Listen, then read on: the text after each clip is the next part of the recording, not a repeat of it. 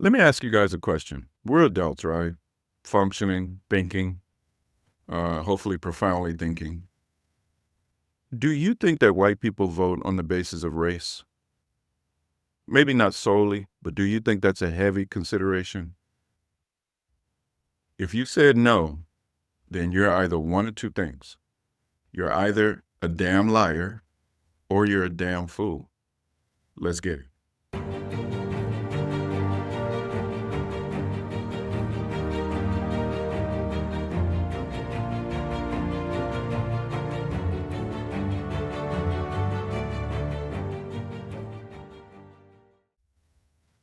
Good evening, ladies and gentlemen. Welcome to the CMC Show, Candid Melanin Conversation. Of course, we're talking about politics, Black culture, sports, and entertainment, some hot topics. And I'm glad I got your attention on this one because it is real.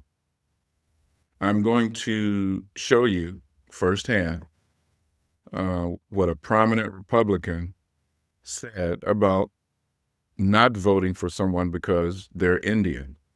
And at the same time, she throws in an insult to Black people. Check this out. And thanks for coming on, and I'm looking forward to our conversation today.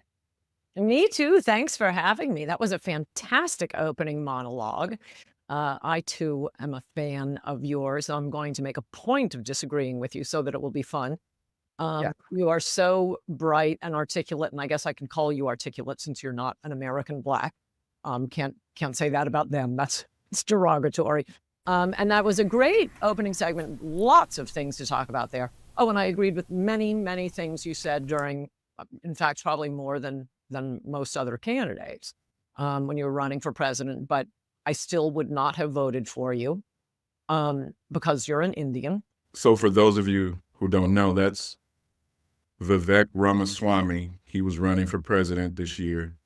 America First includes all Americans, regardless of their race, their gender, or their sexual orientation. Our message to Black Americans tonight is this: we want you. You are judged based on the content of your character, not the color of your skin. That's the America we know.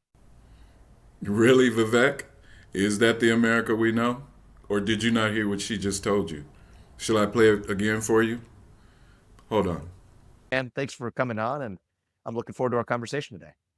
Me too. Thanks for having me. Oh, and I agreed with many, many things you said during, in fact, probably more than most other candidates when you were running for president. But I still would not have voted for you because you're an Indian. Oh, Vivek, they don't want you, brother.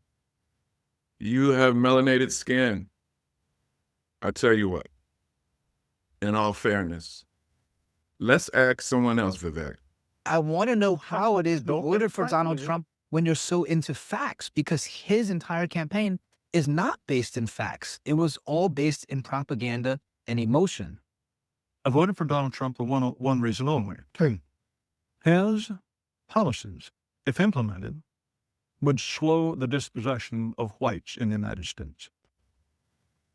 Dispossession, oh, the taking away of something.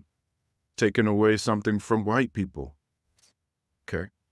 If he were to deport all illegal immigrants, if he were to think very hard about letting in any Muslims, all of this would slow the rate at which whites are becoming a minority.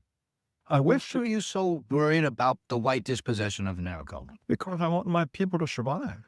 If that's what's true, we don't control China. We don't control any place where whites are not a majority. And if we become a minority, we will not control our own destiny anymore. If we become a minority, we will not control our own destiny anymore. Now, if you think this is an outlier, one or two outliers, that the majority don't think like that, then as I said earlier, then you're a damn fool. They continued. I think that if you ask a lot of Americans, they would say that I had a lot to offer this country. You know, according to you, I guess I would be perpetuating the dispossession of white America. That is true. That is true. Would you say that you wouldn't want me in this country? at some point,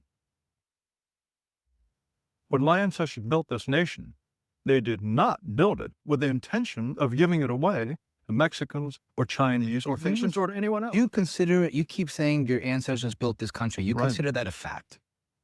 Who else built it? Black people, Native Americans, Chinese people who came and built the railroads, Do you think none of that could have been Italian people.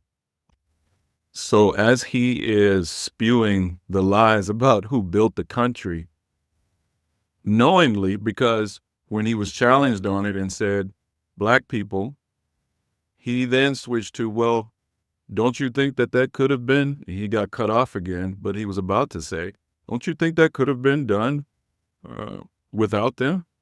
But just knowing that he was lying. So he was just spewing this just because. And I'm telling you guys that we as Black people, the good-hearted nature that we are, we have got to stop playing this game by what we consider the rules ought to be and start playing the game by what the rules really are. You're not going to win if you don't play the game by the rules. Let me give you an example. Let's talk about basketball. If you are playing and you pick the ball up and you just start running with it without dribbling, and you're saying, oh, well, why can't we run with the ball without dribbling? Why do we have to dribble? Seems to me like that's okay. And you keep being called for an infraction, giving the ball to the other team, and they keep scoring, they're going to win. But you think the rules ought to be one way, and they're not, and you're not playing by the same rules. That's what we have to get into our thick skull. So what's the game? Well, if they've been voting for their candidates because they're white, we've had at least 40 Black candidates for president. Why are we not voting for them? Simply because they're Black. Or at least have that be a major reason.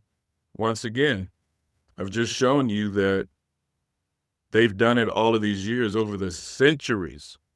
Remember, Constitution wasn't even written for us. I mean, come on, y'all.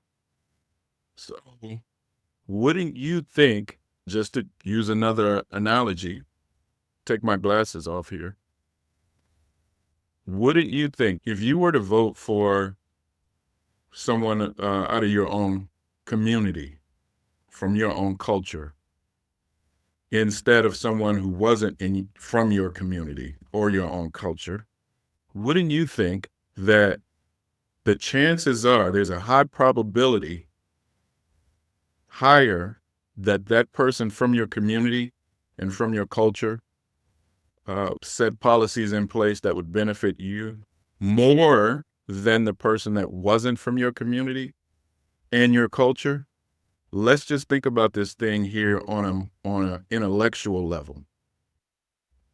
There is a higher probability of someone carrying out policy that's from your own culture that would benefit you more so than someone that wasn't from your culture. I think it's common sense. If you think about it, if you break it all the way down to the bare bones or to the nitty gritty, as our people would say. That's the game that we need to play. Anyway, I appreciate you guys for listening, and I really, really would ask you to like and subscribe if you like the content, and also, leave me comments. Let's talk. If you've looked at any of my other videos in the comments, you know that I reply. I try to reply to everybody. So until next time, y'all, peace.